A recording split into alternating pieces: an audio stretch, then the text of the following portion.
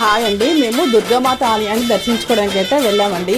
ఈ దుర్గామాత ఆలయం అయితే రాజమండ్రిలోని మెయిన్ రోడ్డుకి వెళ్ళే దారిలోన దుర్గా చౌక్ దగ్గర అయితే ఉంటుందండి.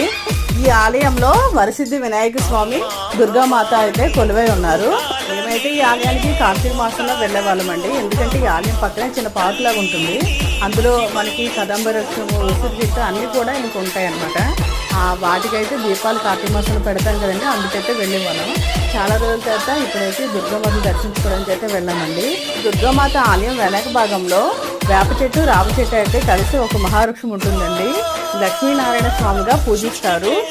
ఆలయానికి ఒకవైపు సుబ్రహ్మణ్యేశ్వర స్వామి వారి ఆలయం అయితే ఉంటుందండి. ఈ సుబ్రహ్మణ్యేశ్వర స్వామి వారి ఆలయంలో ఒక భాగంలో నవగ్రహాలు, ఇంకో భాగంలో శివలింగం, నంది, సుబ్రహ్మణ్యేశ్వర స్వామి వారు కొలువై ఉన్నారు. మీకు కనుక నా వీడియో నచ్చుంటే లైక్ చేయండి, షేర్ చేయండి, సబ్స్క్రైబ్ చేయడం మర్చిపోకండి.